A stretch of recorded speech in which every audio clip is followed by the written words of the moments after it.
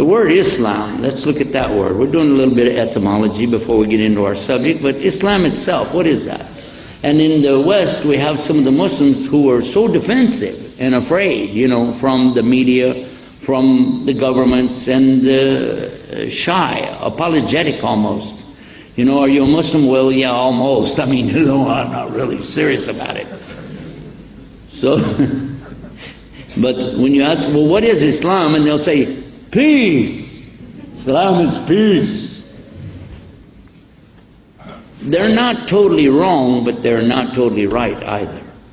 When we greet each other, we usually say what? And in our speech today, I didn't do that yet, so I'll do it now. Salam alaikum.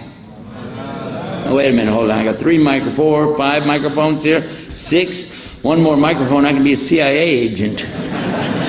Well, anyway, never mind that. But let me hear you. Salam alaikum. There we go. You woke up, huh? All right. Now,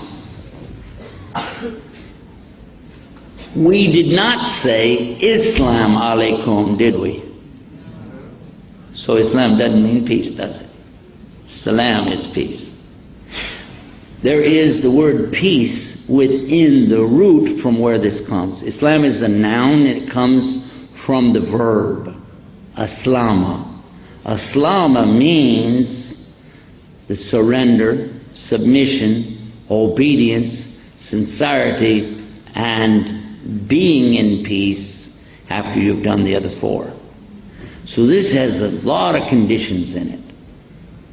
Now some people would say, I don't think your religion is tolerant. Is Islam tolerant? The answer is no, absolutely not. Allah will never tolerate that people will make partners with Him in worship. The word Islam is directly talking about Allah and His creation. That's what it's talking about. Now if you understood that, it's not talking about more than that, it's talking about specifically that, clearly.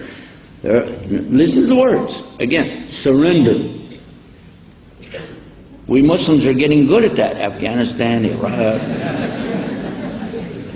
Submission. You're going to give in. You're going to cave in. Whatever it is, you're giving up. Obedience.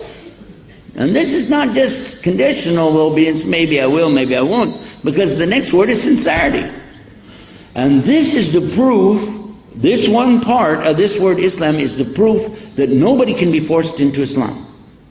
Nobody can be forced in conversion. Islam can't be spread with a sword, and it can't be spread with a tank or a machine gun, because it requires sincerity, and you can never force people to be sincere.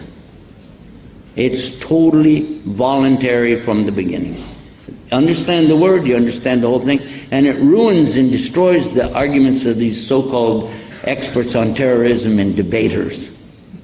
You know, they don't want me on the Oprah show for a reason. Because they don't have any show next week.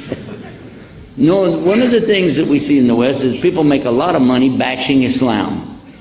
If you say there's going to be a show on, let's say, Oprah Winfrey or Phil or Dr. or whoever is going to have a show, he's going to talk about Islam, all the Muslims right away will tune in. Well, out of the 1.5 billion Muslims in the world, even if 10% of them, even if 1% of them tune in, the ratings for that station go right through the roof. So of course they like to talk about Islam. And they say, we're going to have this man will talk for Islam, this man will talk against Islam. We'll bring somebody here who's a professor of Islam. He's a PhD of Islam. And we'd like to welcome our Jewish rabbi, his name, you know, and he's got PhD in Islam, he's going to talk about. Okay, so now you're going to have everybody watching and getting excited about this, and this is going to be, oh, he said this, well, yeah, that's true, but no, you know, and he said that, oh, that's not right, but still. And the whole idea is not the outcome of this. The idea behind the promoters is to get you to watch a show and buy the products, and that's what they want. If you watch the show, the advertisers will give them more money for the next show. It's as simple as that. That's how it works. I've been in this long enough to know exactly how it goes. And this is not an exaggeration, it is the exact story. So let's come back now and examine this word Islam a little bit more. You're talking about the description of a verb that is clearly the relationship between two entities. You have two entities or more, because you can't submit to nothing. There has to be two. One is the submitter, another one is the one being submitted to. One is the obeyer. That's not a real word, don't write it down. The one who is obeying and the one who is being obeyed. And we begin to understand now that this must be the ultimate one to obey, because of the structure of this word. It means Almighty God. So it is the relationship between the human beings, the jinn, all of the creation, and Almighty God. And the creation has to do what He wants it to do, except for us, because He gives us choices.